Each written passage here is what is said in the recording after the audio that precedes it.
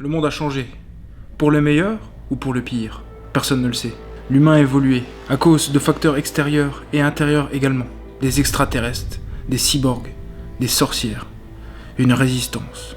Tout ceci est à peine croyable. La résistance reste persuadée que nous sommes au bord d'une guerre pour notre planète. Les arguments sont convaincants. Quand on considère que les sorcières Liyue, qui ont juré de protéger notre monde, se sont fait abattre les unes après les autres. On ne pourra jamais revenir en arrière. Il faudra simplement faire face à ce à quoi nous serons confrontés. Et, ce jour-là, le monde prendra certainement feu. Et nous serons impuissants, inutiles. Tout ça sera vrai si nous n'agissons pas. Et c'est pour ça que la résistance cherche à gonfler ses rangs. Nous avons récemment recruté Ronan. C'est un jeune rêveur qui, un jour, a perdu son père, Adam, sa copine Lina, dans un accident de voiture.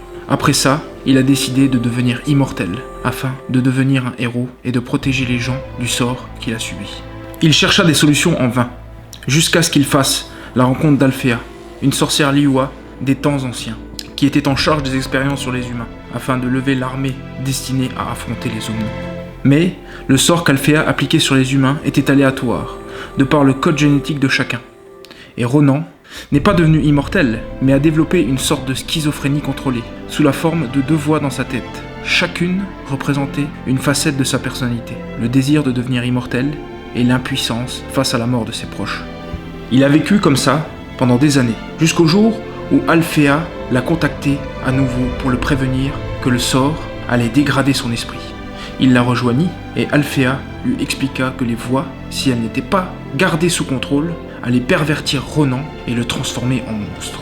Alfea était également menacé par l'assassin qui traquait sans relâche les sorcières Liyue, sous ordre du roi des Omnons, Zelgrod. Alfea a été tuée et est morte dans les bras de Ronan, mais pas avant de lui transférer sa force vitale.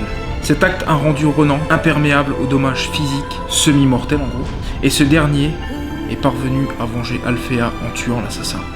Suite à ça, il est rentré chez lui, et Zack l'a invité à rejoindre les rangs de la résistance. Ronan est quelqu'un de juste, et son nouveau pouvoir nous sera très utile.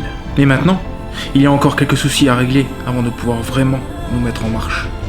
Je m'appelle Nixon, et mon histoire, ainsi que celle de ma famille et celle de la résistance, vous sera contée dans l'arc 4 de la web-série Histoire courte. Restez connectés pour ne pas les rater.